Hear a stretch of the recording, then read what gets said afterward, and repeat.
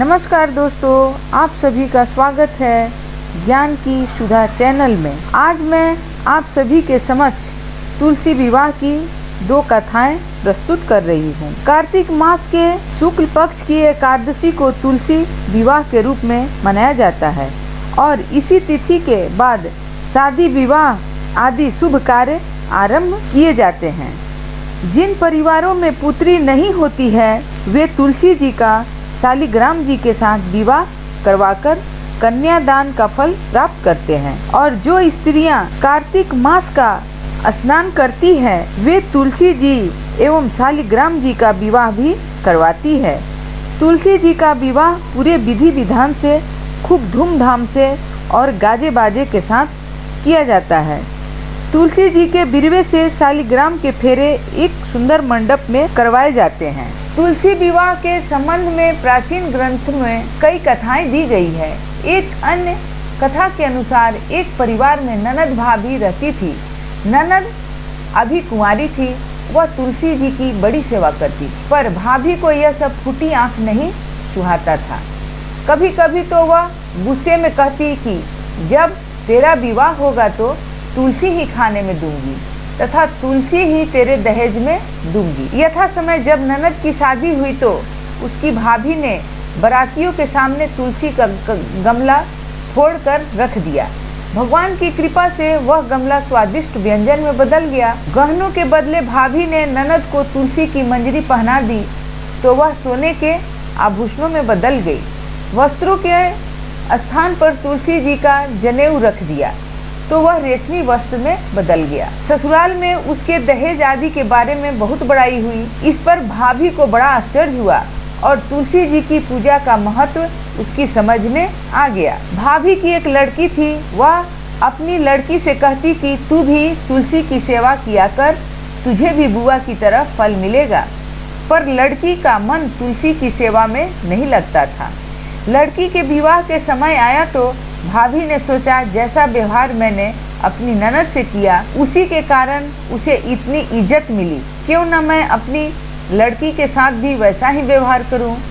उसने तुलसी का गमला फोड़कर बारातियों के सामने रख दिया, परंतु इस बार मिट्टी मिट्टी ही रही। मंजरी के पत्ते भी अपने पूर्व रूप में ही रहे तथा जनेऊ जनेऊ ही रहा। सभी बाराती भाभी की बुराई करने लगे।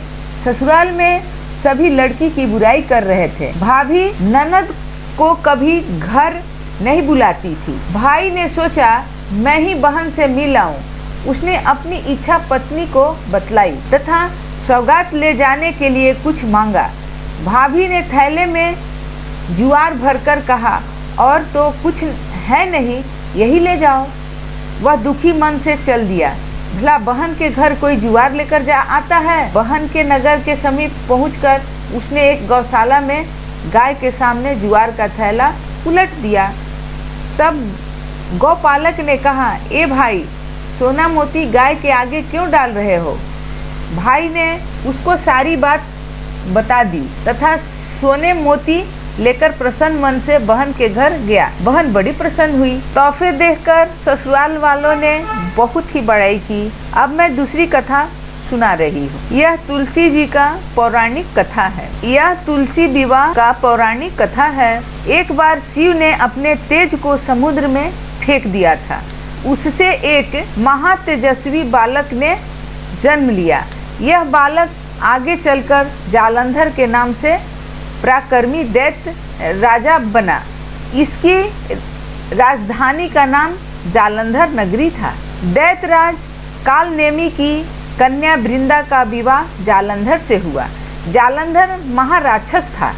अपनी सत्ता के मद में चूर उसने माता लक्ष्मी को पाने की कामना से युद्ध किया, परंतु समुद्र से ही उत्पन्न होने के कारण माता लक्ष्मी ने उसे अपने भाई के रूप में स्वीकार किया। वहां से पराजित होकर वह देवी पार्वती को पाने की लालसा से कैलाश पर्वत पर गया। भगवान देवाधिदेव शिव का ही रूप धरकर माता पार्वती के समीप गया, परंतु मां ने अपने योग बल से उसे तुरंत पहचान लिया तथा वहां से अंतर्ध्यान हो गई। देवी पार्वती ने क्रुद्ध होकर सारा वृत्तांत भगवान विष्णु को सुनाया। जालंधर की पत्नी वृंदा अत्यंत पवित्र पतिव्रता स्त्री थी। उसी के पतिव्रत धर्म की शक्ति से जालंधर न तो मारा जाता और न ही पराजित होता था। इसीलिए जालंधर का नाश करने के लिए वृंदा के पतिव्रत धर्म को भंग करना बहुत जरूरी था। इसी कारण भगवान विष्णु ऋषि का वेश धारण कर वन में जा पहुँचे, जहाँ वृंदा अकेली भ्रमण कर रही थी। भगवान के साथ 2 मायावी राक्षस भी थे। उन्हें देखकर वृंदा भयभीत हो गई। ऋषि ने वृंदा के सामने पल में दोनों को भस्म कर दिया। उनकी शक्ति देखकर वृंदा ने कैलाश पर्वत पर महादेव के साथ युद्ध कर रहे अपने पति जालंधर के बारे में पूछा। ऋषि ने अपने माया जाल से 2 वानर प्रकट किए। एक वानर के हाथ में जालंधर का सिर था तथा दूसरे के हाथ में धड़। अपने पति की यह दशा देखकर वृंदा मूर्छित होकर गिर पड़ी। होश में आने पर उन्होंने ऋषि रूपी भगवान से विनती की कि वह उसके पति को जीवित करें। भगवान ने अपनी माया से पुनः जालंधर का सिर धड़ से जोड़ दिया, परंतु स्वयं भी वह उसी शरीर में प्रवेश कर गए। वृंदा को इस छल का जरा आभास न हुआ।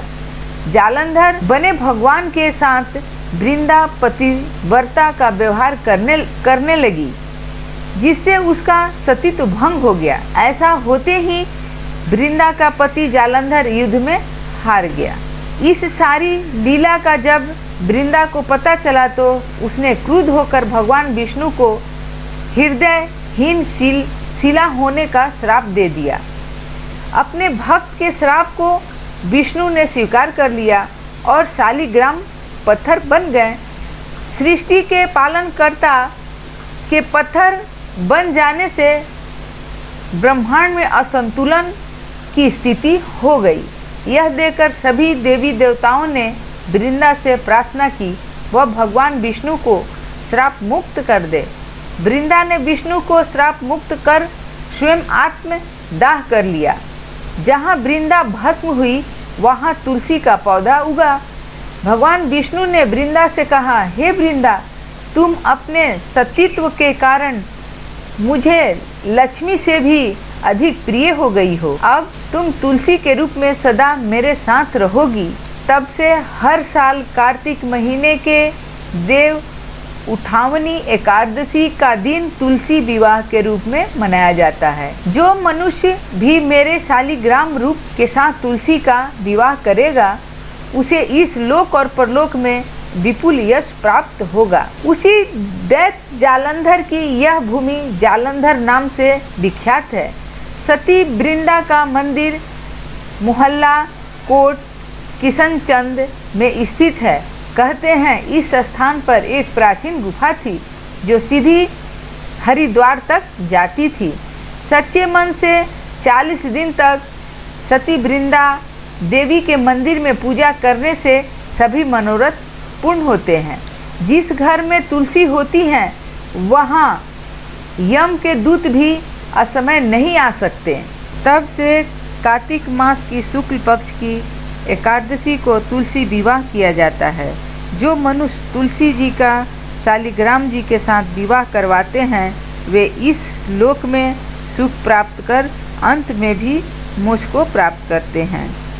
इस प्रकार तुलसी विवाह की दोनों कथाएं पूर्ण हुई। वीडियो को अंत तक देखने के लिए आप सभी का बहुत बहुत धन्यवाद। अगर आपको तुलसी विवाह की दोनों कथाएं पसंद आई हो तो कमेंट बॉक्स में जय माँ तुलसी और जय श्री हरि जरूर लिखिए। इस वीडियो को लाइक और शेयर भी जरूर कीजिए। हमारे चैनल की हर वीडियो की जानकारी सबसे पहले पाने के लिए चैनल को सब्सक्राइब और बेल आइकन दबाना बिल्कुल मत भूलिए। धन्यवाद।